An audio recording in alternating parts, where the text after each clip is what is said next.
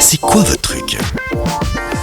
Face à l'augmentation de la solitude dans notre société, une association a lancé le projet Viens t'asseoir, je t'écoute. Ce programme propose des moments d'échange gratuits et confidentiels avec des bénévoles dans l'espace public. Le projet connaît un grand succès. Les chaises se remplissent rapidement, offrant une écoute attentive aux participants. Les bénévoles formés à l'écoute active s'engagent également à respecter la confidentialité et à ne pas donner de conseils, garantissant ainsi donc la qualité de ces échanges. Les personnes en détresse sont orientées vers un soutien professionnel. Mais la plupart des interactions restent positives, c'est important de le rappeler, et enrichissantes.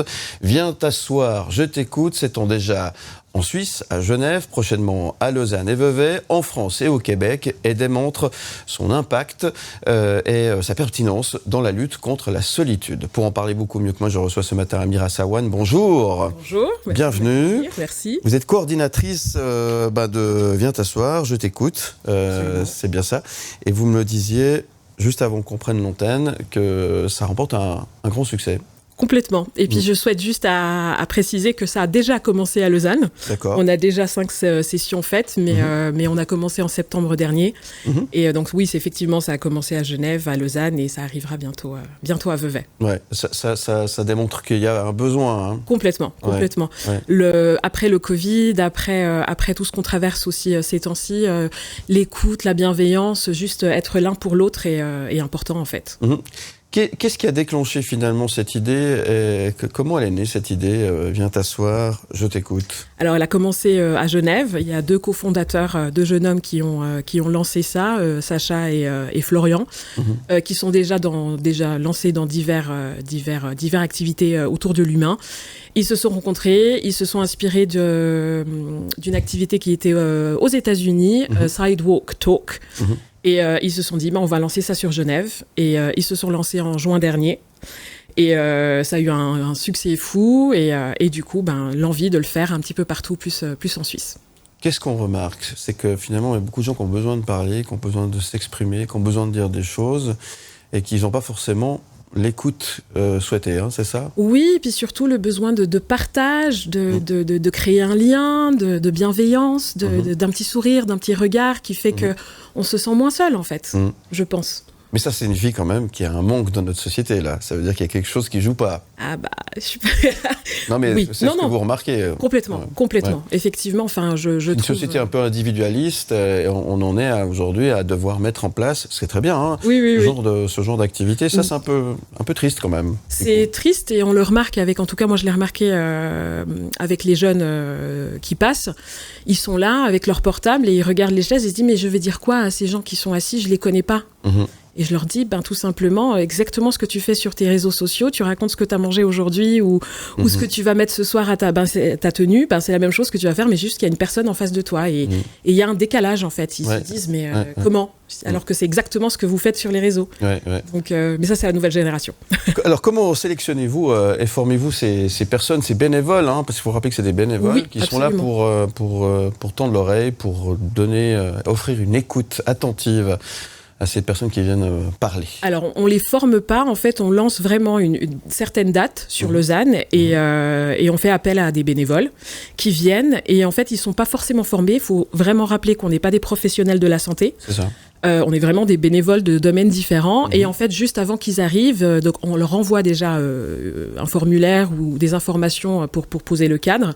Et une fois qu'ils sont sur place, on pose le cadre, on rappelle les règles, les conseils. Il y a des règles, c'est ça. Il y a des règles, absolument. Il y a des règles pour que la session se passe bien, en fait. Donc, que ce soit la confidentialité, la bienveillance, l'écoute active, pas forcément partager peut-être des informations personnelles, et puis être présent, être là pour la personne qui en a besoin, en fait. Et vous l'avez dit, c'était plutôt bien accueilli. Oui. Genève a eu un franc succès. Lausanne, on vient de commencer, donc nos premières sessions étaient bien remplies. Et puis franchement, même quand il y a moins de monde, parce que la vie nous prend, même quand on était des 2 bénévoles et 2 coordinateurs, on a eu des sessions fantastiques en fait. Vraiment, la rencontre avec l'humain est exceptionnelle. Exceptionnelle. Qu'est-ce que vous avez observé comme tendance sans dévoiler des secrets ? Est-ce qu'il y a des tendances et des choses qui reviennent ? Est-ce qu'il y a, par exemple, un mal-être dans la société récurrent que vous ressentez ? Qu'est-ce qui ressort de ces différentes expériences que vous avez peut-être pu... La solitude et le manque de partage. Ouais, c'est ça. Hein. Le manque de partage. Même si c'est une bonne nouvelle, on ne sait plus à qui la partager et la partager sur le moment présent. Parce que même si on le partage dans les réseaux sociaux, on attend le retour du message dans 2-3 semaines ou dans 2-3 jours. Donc la spontanéité et l'impact direct, en fait, le partage direct. Et puis le cœur, quoi. Le cœur est là. Ouais. Et comment gérez-vous si la situation peut être compliquée? Vous êtes là pour peut-être aider la personne à se diriger vers des professionnels. Hein, alors les bénévoles, donc eux sont là pour l'écoute, mais il y a toujours des coordinateurs qui sont sur place. Et les bénévoles nous disent voilà, j'ai besoin de ton aide, etc. Est-ce que tu peux venir? Et du coup on prend la personne en question, on lui parle en tant que coordinateur et on est vraiment une plateforme de redirection vers les associations ou les endroits compétentes. D'accord. Alors, comment on fait pour vous trouver si on a besoin de venir Alors, il y a le site internet jetécoute.org. Il suffira juste d'aller sous l'onglet ville et vous verrez donc les différentes villes. Et sous chaque ville, il y aura les dates. Et puis aussi, du coup, sur le site internet, il y a un lien qui vous dirige vers le groupe WhatsApp. Et je vous rassure, ce sera que des messages des coordinateurs.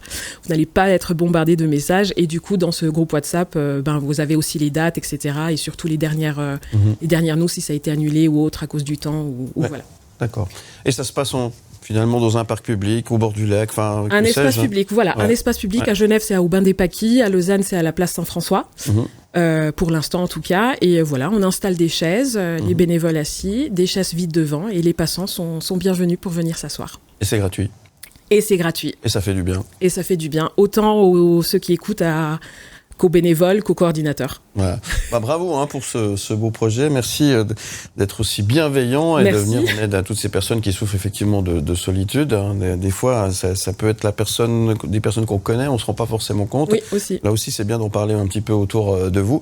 Et puis, n'hésitez pas donc à aller faire un petit tour sur le site internet. On l'a dit, jetécoute.org. C'est ça. Tout simplement.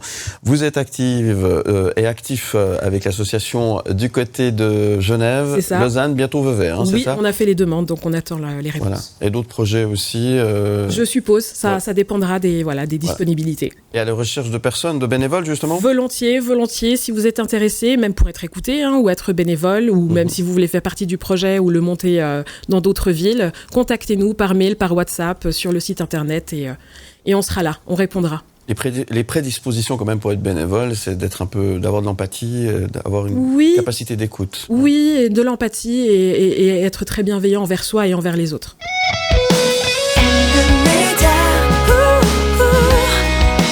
And the